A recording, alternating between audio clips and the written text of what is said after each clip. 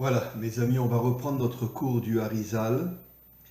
Et bon, je dois dire que les textes du Harizal sont extrêmement compliqués parce que le Harizal parle de secrets qui sont extrêmement cachés. Et donc, les textes du Harizal ne sont pas forcément compréhensibles au niveau des phrases, au niveau de l'extérieur. Et donc, bon, je vais essayer de vous expliquer ce que dit le Hari Akadosh. Encore une fois, le Hari Akadosh est le plus grand maître de tous les temps, dans le sens des secrets de la Torah. Et il cache énormément de choses. Et on va essayer d'expliquer, avec l'aide du maître du monde, ce que dit le Harizal. Alors on va commencer. Viesh le Akshot. Il faut comprendre. Kebriat Zun. Zun, c'est la création du ciel et de la terre. Maintenant, au niveau des secrets, le ciel représente la Bina et la terre représente la Malchut. Les deux et, Yud et, Vav et. Et en vérité, ces deux et sont censés s'unir et être ensemble, comme il est marqué dans le premier verset. Bereshit bara Elohim et ha-shamayim vet ha-aretz. Ça veut dire que, encore une fois, Shamayim fait allusion à la Bina, ha-aretz fait allusion à la Malchut, et la Bina est censée envoyer des forces surnaturelles à la Malchut.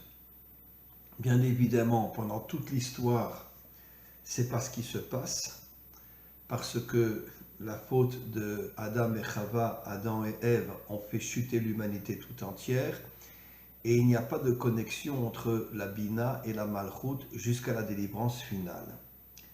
Vechem bebriat Adam, de même dans la création de l'homme, Kitrila Amar bara Elohim et Hashamim ve'et haaretz. Le premier verset dit Hachem a créé le ciel et la terre. Ve'acharkar azayin yamim em kenoda, zun kenoda, pardon. Et après le Shabbat, il est dit Vayochulu hashamayim ve'haaretz. Ça veut dire que finalement, dans le Shabbat, on reprend la création du ciel et de la terre, c'est-à-dire la création de la Bina et de la Malchut. Comme on le sait, le Shabbat est à la fois au niveau de la Bina et à la fois au niveau de la Malchut, c'est-à-dire que normalement, le Shabbat est censé dévoiler des forces inimaginables dans la Malchut. Encore une fois, je me répète, ce n'est pas ce qui se passe, parce que, encore une fois, le monde n'est pas celui que Dieu avait prévu, et c'est seulement au moment de la délivrance finale qu'il y aura une connexion entre la Bina et la Malchut.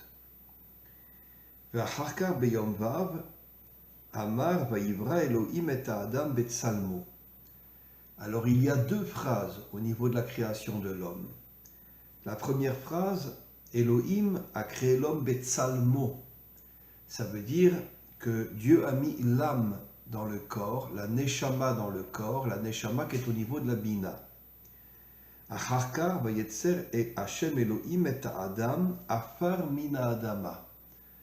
Après, il a créé son corps à partir de la terre. Ça veut dire qu'il y a deux versets.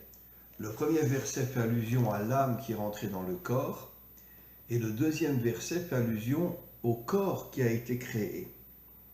Ve'efshik beyob zain, mais par contre, on ne parle plus de l'homme le jour du Shabbat. Chez Nehemar, ve'yochulu hashamayim, comme il est dit, ve'yochulu hashamayim ve'haaretz. Ça veut dire qu'on parle du ciel et de la terre, de la Bina et de la Malchut, mais on ne parle pas de l'homme le jour du Shabbat. Alors maintenant, il va dire quelque chose de très important. Uleolam uskeru zacha venekeva lemala. Dans le monde d'en haut, on parle de l'homme et de la femme. Ve'acha betzivui lo niskar nekeva klal. Mais dans la Torah elle-même, c'est-à-dire dans les secrets de la Torah, on parle de l'homme et de la femme, mais dans la Torah elle-même, on ne parle pas de la femme. Ve'imlo tziva ela ala Adam, comme on le sait, avant la création de la femme, Dieu dit à Adam, ne mange pas de l'arbre de la connaissance du bien et du mal. Mais la femme n'était pas encore créée. Lama ne'ensha Chava. Pourquoi Chava a été punie? Puisqu'elle n'a pas entendu le tzivouille, c'est-à-dire l'ordre de ne pas manger l'arbre de la connaissance du bien et du mal. Normalement, elle n'aurait pas dû être punie. Elle ne savait absolument pas qu'il ne fallait pas manger de cet arbre-là. Ce commandement n'a été dit qu'à Adam. Et Chava n'était pas encore créée à ce moment-là. C'est seulement après que Dieu ait dit à Adam, ne mange pas de l'arbre de la connaissance du bien et du mal, c'est seulement après ce commandement que Dieu a créé la femme.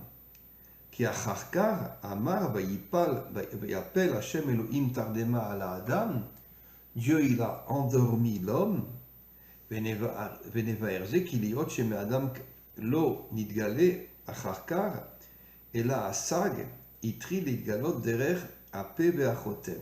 Alors, il faut comprendre la chose suivante. Le sag, qui est en vérité 63, fait allusion à la Bina. Et là, il explique quelque chose de très très très fort. En vérité, le monde d'en bas est féminin. Le monde d'en haut est à droite, le monde d'en bas est à gauche. Et la gauche représente la femme. Et comme on le sait, une femme est beaucoup plus connectée à la Bina qu'à l'homme, et c'est pour ça que la femme est appelée la couronne de son mari, la bénédiction de son mari et la force de son mari.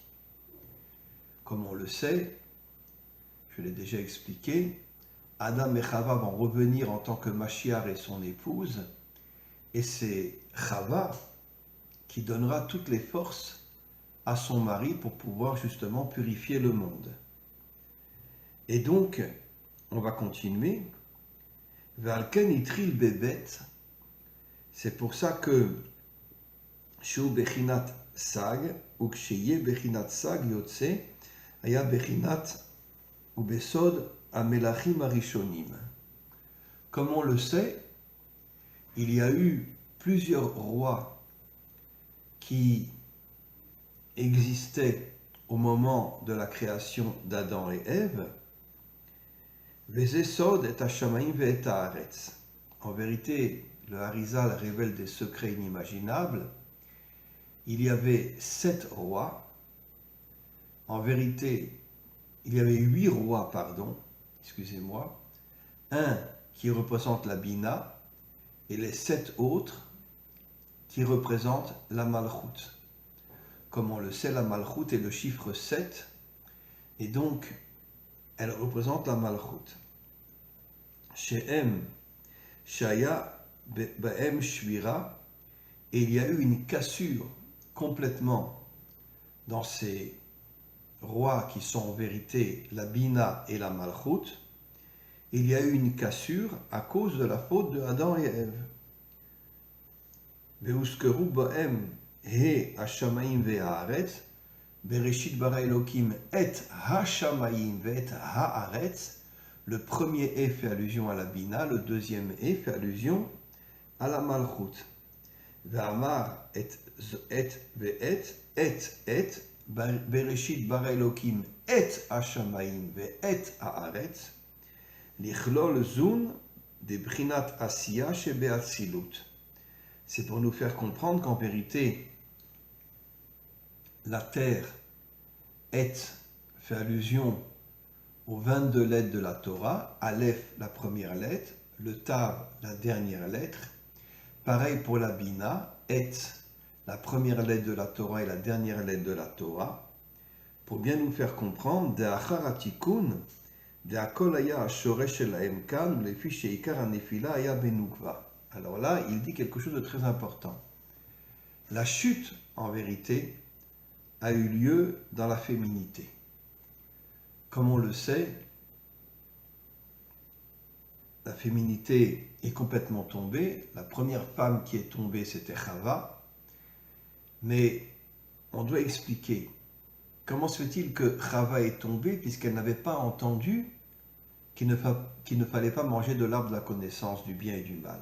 En vérité, c'est Adam qui a dit à Chava, ne mange pas de l'arbre du bien et du mal. Et il lui a dit carrément, il lui a dit, attention, j'ai entendu ce commandement de la part de Dieu. Donc ne mange pas de cet arbre-là. Et pourquoi Chava a mangé de cet arbre-là? Pourquoi? Parce qu'en vérité, comme disent nos maîtres, ce monde a été créé pour la Teshuvah. Ça veut dire qu'il y a une chute dans le monde et il y a un retour vers Dieu dans le monde. Et pourquoi la première personne qui est tombée, c'est la femme? Parce que la femme représente la malchoute de Dieu. Et pourquoi elle représente la malchoute? Pourtant, c'est un homme qui est roi, c'est pas sa femme. Mais comme je l'ai expliqué, toutes les forces de l'homme, il le reçoit grâce à sa femme. La couronne, qui est Keter, la bénédiction, qui est la bracha, qui est la bénédiction, qui est la bina, et la force qui est la bina aussi. Et donc, où les fiches Ikar Anefila Yabenugva. Pourquoi la femme est tombée? En vérité, pour faire tomber la malchoute. Et pourquoi la malchoute est tombée complètement? Parce que la malchoute, depuis des millénaires, est entre les mains des politiciens, elle n'est pas entre les mains de Dieu. Et comme la malchoute représente la féminité, la malchoute est tombée entre les mains de tous les politiciens qui, en vérité, ne veulent pas que Dieu se dévoile dans le monde. L'écart Amar Vaaretz Aïta Tohu Bebohu, c'est pour ça que la terre est dit dans le premier jour Tohu Bebohu, qu'en vérité que la terre est complètement tombée, la terre est devenue d'une certaine manière est devenue a été dirigée par les dirigeants politiciens, etc., et la finance, etc., et ils font tout pour empêcher Dieu de se dévoiler dans le monde. Comme on le sait, comme je l'ai déjà expliqué, Nimrod a créé une tour et a dit à Dieu, reste en haut et fous-nous la paix. D'accord? C'est nous qui dirigeons le monde d'en bas, et toi, reste dans les cieux. Et donc, Asa Ikar Mimena, Veniskar, Asa Veremez, Dirti Haaretz, Ve'amar Tohu Vebu Vechocher. Donc le monde est devenu un monde qui est complètement tombé, Tohu Vebu, Chocher, l'obscurité, Sheu Ashvira, qui est en vérité la chute totale de la malchoute qui est tombée dans les mains des politiciens. Shezu Nefila le Matamizu, et donc la malchoute est complètement tombée. L'écart Amar Tohu Vebohu, c'est pour ça qu'il est dit Tohu Vebohu, où le fiche Bekan Ayakalul Bechinat Ban, qui Minasa Gazé Shenishberu Akelim. Donc, les Kelim font allusion au corps. Le corps est complètement tombé. Qu'est-ce que ça veut dire?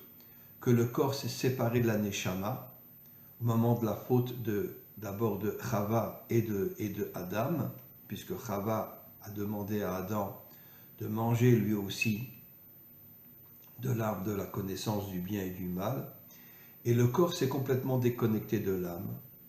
C'est ce qu'on appelle le Kéli. Le corps est un Kéli qui contient l'âme. Naaser Hakar Tikkun Imma. Mais au moment de la délivrance finale, il y aura un Tikkun avec le Ma. Ma, Gematria 45, qui fait allusion à l'homme. Ça veut dire qu'en vérité, comme je l'ai expliqué, Adam et Chava vont revenir en tant que Mashiach et son épouse. Adam, c'est le Ma, Sheu Ametaken, 45, et ça sera lui qui purifiera le monde, qui jettera tous les méchants de ce monde, en particulier les politiciens et la finance, et en vérité, mais grâce à qui il recevra ces forces-là? Grâce à son épouse, Vezeu Sag. Sag correspond à la Bina, la Bina c'est l'épouse, Ve'uvrar Aban Shenitaken, et le ban qui fait allusion à la Malchut sera complètement réparé et la Malchut reviendra vers Dieu. Nimsa she'aban aya kalul besag ve'alken uskar kan bepe tohu ki ve'aretz haïta tohu ve'bohu. Donc encore une fois, le hari se répète, le monde est complètement tombé et tout le travail de l'homme, en particulier du Mashiach et de son épouse, c'est de ramener la Malchut à Dieu. On continue. Les mafriat tohu keneged asag velo ve'echad keneged aben yadua shakelim nishbarim yordu el makom abriya. On sait que dans un premier temps, le corps est tombé au niveau de la bria et l'âme est restée dans Hatzilut. Donc une séparation totale. Hatzilut c'est le premier monde. Le corps c'est l'extériorité qui est tombé dans la bria, et après le corps est tombé dans la Yetzira, et surtout il est tombé dans le monde matériel, c'est-à-dire qu'en vérité que la grande majorité des hommes ne sont pas connectés à leur âme et ne vivent que dans les plaisirs de ce monde. Vezeu chocher al peneteom, et c'est pour ça que le verset dit qu'il y a une obscurité totale dans ce monde, parce que tant que le corps est déconnecté de l'âme, il y a une obscurité totale dans ce monde, qui sham berosh abria ou pene ateom, qui misham ulmata ou amayim, veruar Elohim merachefet ou aor. Il est dit ruar Elohim merachefet al pene amayim. Ce sont des secrets bien évidemment. Ça fait allusion à la lumière qui est au-dessus des eaux. Nos maîtres nous disent que l'eau représente la Torah.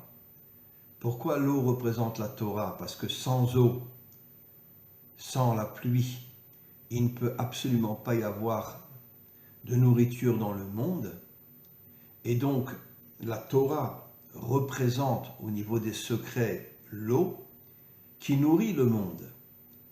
Et la première nourriture que l'homme doit recevoir en étudiant la Torah, c'est justement de connecter son corps et son âme.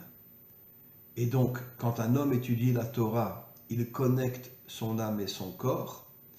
À ce moment-là, la Neshama est au niveau de la Bina. Il reçoit des forces absolument exceptionnelles qui lui permettent de ne plus tomber dans ce monde. Et donc, il peut être un homme d'action, il peut être un travailleur, mais il ne tombe plus dans ce monde. Chez Loayu Akelim Yecholim le Kablo, dans un premier temps, le corps ne pouvait pas recevoir la lumière de Dieu. Vezeu veruar Elohim erachefet al pene amayim, et c'est pour ça que le souffle de Dieu, qui représente la Bina, était au niveau des eaux, au niveau de la Torah. Et donc, encore une fois, quand un homme étudie la Torah, il connecte son âme et son corps. Tant qu'il n'étudie pas la Torah, il n'y a aucune possibilité pour que le corps et l'âme soient ensemble. Shelo yered mina or el akelim, et donc la lumière ne pouvait pas descendre dans le corps à cause de la faute de Adam et Chava, c'est-à-dire la lumière de la Neshama, qui est la Bina, ne pouvait pas éclairer le corps, et c'est comme ça que finalement le corps est complètement tombé. Alors, ve'achar hashvira, après la brisure du corps, c'est-à-dire après que le corps se soit séparé de l'âme, Nizdagvu asag ima'av aelion, le sag qui est la bina est complètement remonté en haut, et donc, c'est-à-dire que la neshama, même si elle est dans le corps, n'est plus du tout connectée avec le corps. V'yotse ama achadash derer metzar aelion, mais au moment de la délivrance finale, Ma, qui est valeur numérique 45, se connectera réparera le monde, et à ce moment-là, la chose essentielle qu'il fera, c'est connecter l'âme et le corps, et il y aura la résurrection, et il y aura l'éternité entre l'âme et le corps, et il n'y aura plus de mort. Amen, vechen yeratson. Donc, je voudrais faire un résumé très important. En vérité, pourquoi Adam et Chava sont tombés? Adam et Chava sont tombés pour pouvoir permettre la teshuva dans le monde. C'est ce qui se passe au moment de la délivrance finale, où le Zohar nous dit que les 70 nations adamiques feront teshuva et reviendront vers Dieu. Et de même, aujourd'hui, la majorité des Juifs ne sont pas religieux, mais tous reviendront vers Dieu aussi. Et il y aura d'autres créatures qui reviendront vers Dieu aussi. Et donc à ce moment-là, le monde deviendra un monde pur, un monde en vérité de vérité, un monde d'authenticité, et on ne sait pas encore ce que sera le monde à venir, mais Be'ezrat Hashem, on le verra au moment de la délivrance finale. Amen ve Amen.